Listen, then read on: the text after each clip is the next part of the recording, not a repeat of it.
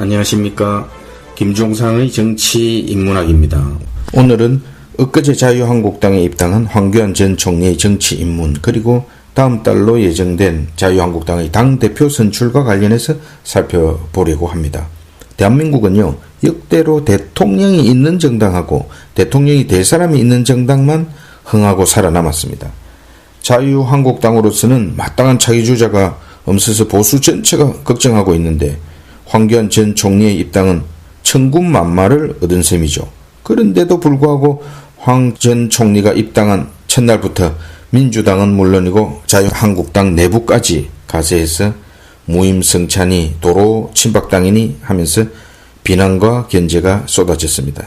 친박 쪽에서 더 공격 수위가 높았는데요. 그러다 보니까 언론들은 특히 이 점을 부각해서 보도를 많이 했습니다. 또 그것은 역으로 황 전 총리의 대중적 인기도 다시 한번 증명이 된 셈입니다. 여당의 견제와 비판은 그렇다 치고 자유한국당 그리고 친박 쪽은 글쎄요, 불임정당 소리를 들으면서도 기득권은 지키려는 건지 인정사정 없는 정치판의 비정함을 다시 한번 보여주는 것 같습니다. 입당 회견에서는 황 전 총리의 아킬레스건이라고도 할 수 있는 박근혜 전 대통령에 대한 질문이 예상대로 많이 나왔습니다. 미리 작정하고 나왔는지 통합을 얘기하면서 살짝 비켜갔는데요. 그런 거 보면은 벌써 정치인이 다 된 것 같기도 합니다. 사실 박 전 대통령 부부는 본인도 아마 딱히 답변하기가 어려웠을 것으로 보이기는 합니다. 황 전 총리 자신도 이 정도 공격은 아마 각오했으리라고 보여지고요. 그럼에도 불구하고 황 전 총리가 앞으로 대중 속에서 국민들의 희노애락을 보듬고 품어 안아낼 수 있을지, 그것은 여전히 의문입니다. 황 전 총리가 당대표 선출 전에 입당하는 것으로 봐서는 이미 당 내부와 상당하게 교감도 해놓는 것 같고, 내년 총선에 자기 세력을 구축해야 한다는 판단도 한 것으로 보여지기도 합니다. 그런데 무엇보다 제가 생각할 때는 황 전 총리가 당 내부에서 산전수전 다 겪은 이 노장들을 어떤 정치력으로 같이 호흡하고 수싸움하고 극복할지, 또 관료 이미지는 어떻게 벗고 정치인으로 성공할 수 있을지, 그게 아마 1차 관문이 되지 않을까 이렇게 생각합니다. 벌써 측근 논란이 일어나고 또 후보군 사이에 본격적인 견제가 되고 해서 시끄럽습니다. 자칫 황 전 총리 자신도 통합을 얘기하면서 먼저 교감이 있었던 정치인들한테 둘러싸여서 자칫 잘못하면 본선 가기도 전에 패가 망신할 수 있거든요. 그게 정치권의 큰 병폐 중에 하나고, 또 그게 생리이기도 합니다. 그분들도 당을 위해서 그러면 안 된다고 봅니다. 저도 경고를 드리고 싶군요. 또 다른 그게 자유한국당 여하튼 정치권 전체의 큰 구태고 패거리 정치가 아니고 뭡니까? 우리 다 같이 내공을 한번 지켜보겠습니다. 정치에 발을 들여놓은 이상 뼛속까지 정치 DNA로 바꾸고 무소의 뿔처럼 국민만 보고 가는 게 저는 정답이라고 봅니다. 그래야 본인의 정치적 입지도 그 공간이 넓어지는 거 아니겠습니까? 어쨌든 자유한국당의 다음 달 대표 선출은 황교안 전 총리의 가세로 흥행을 예고하면서 판이 커진 것은 분명한 것 같습니다. 다른 후보들도 좀 살펴보겠습니다. 자유한국당은요, 단일 지도 체제가 되어서 당대표 권한이 막강해졌고, 대표에 출마했다가 떨어지는 분들 중에 득표 순으로 아마 최고위원이 되는 그런 구조가 된 것 같습니다. 당대표가 되면 사실상 내년 총선의 공천도 주도하고, 또 특별한 하자가 없으면 차기 대권으로 직행하는 그럴 공산이 큽니다.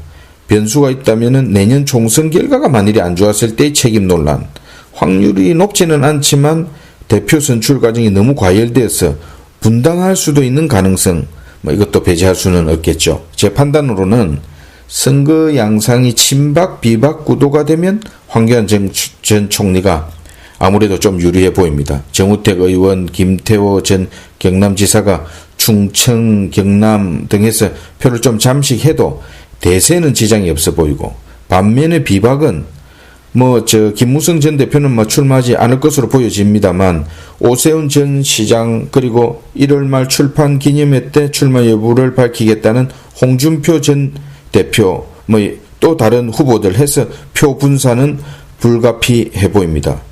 단일화의 이야기는 아마 선거 전이든 또 혹은 선거 막판에든 있을 수 있다고 봅니다. 비박 후보의 단일화. 오세훈 전 시장의 경우는요, 세대교체 또 그리고 황 전 총리가 되었을 경우에 도로 친박당으로 간다는 이런 프레임 때문에 여당 등 다른 당의 공격을 많이 받을 수 있다. 이렇게 주장하면서 당원 그리고 국민을 잘 설득한다면 저는 오히려 탄력을 받을 수 있는 후보 아닌가 이렇게 생각합니다. 한 가지는 그분이 오세훈 전 시장이 얼마나 좀 쉬는 동안에 권력 의지를 갖고 내공을 쌓고 대한민국 그리고 한국당의 미래에 대해서 고민했는지 그것은 실체가 곧 드러나리라고 판단됩니다. 어느 후보든지 자유한국당은 젊은 층 그리고 중도 진영을 어떻게 끌어안을지 또 한국당 정책 스펙트럼을 남북 문제를 포함해서 어떻게 좀 더 유연하고 넓게 갖고 갈 보관이 뭔지 이런 것을 제시하면서 집권 가능성을 보여주는 게 가장 중요한 포인트가 아닌가 생각되고요. 마지막으로 김병준 비대위원장과 나경원 원내대표도 좀 살펴보겠습니다.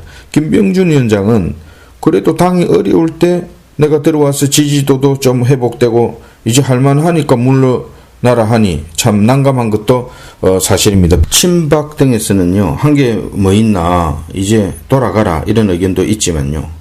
그러니 본인은 오히려 당권에 도전해서 대표에 떨어져도 최고위원회라도 진입을 해서 가까이에서 정치상을 좀 더 지켜보면서 기회도 엿볼 수 있을 거라는 판단을 할 겁니다.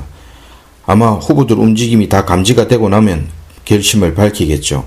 그러나 김병준 위원장이 출마하지 않을 경우에 오히려 차기 대표 선출의 영향력은 더 클 것으로 보여집니다. 그리고 나경원 원내대표는요, 본인도 아마 지금 골치가 되게 아플 겁니다. 원내 사령탑 될 때 친박 도움을 좀 받았거든요. 그런데 특정 후보를 밀 수도 없고 지금 친황, 친박, 비박 이런 얘기가 나오니 갈등도 조정해야 되고 아무튼 그러나 나경원 대표도 다음 달 대표 선출의 숨은 키맨인 것은 분명해 보입니다. 나경원 대표는 차기 대통령 선거까지 멀리 보고 선거를 관리하고 선거 후유증이 최소화할 수 있는 그런 플랜도 미리 고민을 해둬야 할 것으로 봅니다. 자유한국당의 미래, 권모술수가 판치는 정치판에서 자유한국당이 대표 선출을 성공리에 마무리 짓고 진흙 속에서 연꽃을 피울 수 있을지 아니면은 박근혜 이명박의 지난 대선 후보 경선 때처럼 이전 투구로 다시 한번 내용에 휩싸일지 국민들은 지켜보고 있습니다. 우리 국민들은요, 남북이 대치되어 있는 특수 상황 속에 그동안 질곡의 역사를 극복해 오면서 시대를 읽을 줄 아는 역동적인 리더십을 선호해 왔다는 점, 또 지도자 선택에 있어서는 탁월한 감각과 지혜가 이미 몸에 배어 있다는 점 참고가 되었으면 합니다. 정치인문학 김종상이었습니다. Ich troll nicht, und wenn das Herz